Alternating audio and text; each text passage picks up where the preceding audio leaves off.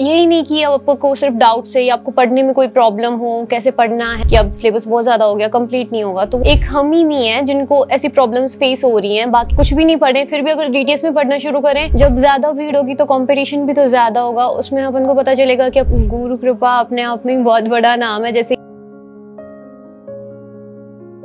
रामेश्वरलाल मैं आंसर वह बिसाऊ डिस्ट्रिक्ट झुंझुनू। मेरी लड़की गुरु कृपा के अंदर 2 साल के कोर्स किया। वो मेरी पोती है और वो अब MBBS है।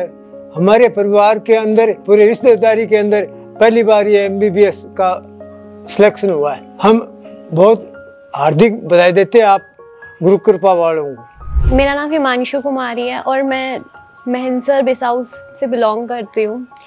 मैं अभी MBBS कर रही हूँ फ्रॉम GMC राजौरी। अचीवमेंट में मेरे पूरे घर वालों का और GCI की पूरी टीम का बहुत ज़्यादा योगदान रहा है, तो मैं उनको दिल से धन्यवाद बोलना चाहती हूँ। GCI का पूरा ही स्टाफ बहुत ज़्यादा सपोर्टिव था।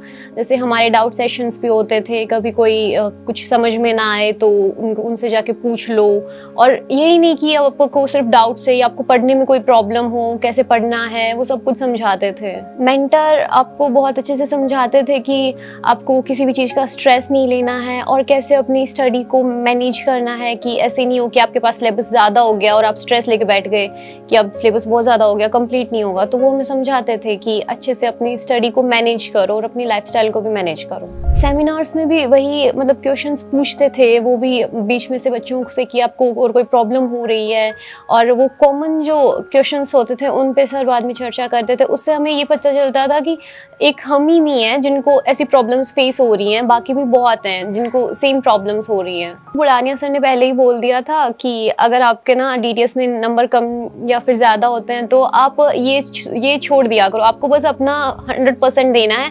आपके चाहे कितने भी नंबर आए, आपको बस उससे लेना है कि आप और ज़्यादा ये गलतियाँ आगे इम्प्रूव कैसे कर सकते हो। तो उससे तो हम जैसे भी जो कोई भी एग्ज़ाम होता था उसको पहले उसको फीडबैक लेते थे, उसका कैसा हुआ, फिर हम नेक्स्ट एग्ज़ाम की तरफ पढ़ने लग जाते थे। डीटीएस में ऑलमोस्ट 5 to 6 टाइम्स सिलेबस वापस रिवाइज हो गया था कि अगर अपन शुरुआत से कुछ भी नहीं पढ़े फिर भी अगर डीटीएस में पढ़ना शुरू करें तो अपन अच्छे से स्कोर कर सकते हैं। जब ज़्यादा भीड़ होगी तो कंपटीशन भी तो ज़्यादा होगा, उसमें अपन को पता चलेगा कि अपन कहाँ स्टैंड करते हैं। काफ़ी सपोर्टिव स्टाफ था, सारे टीचर्स बहुत अच्छे से समझाते थे एकदम से डिटेल से।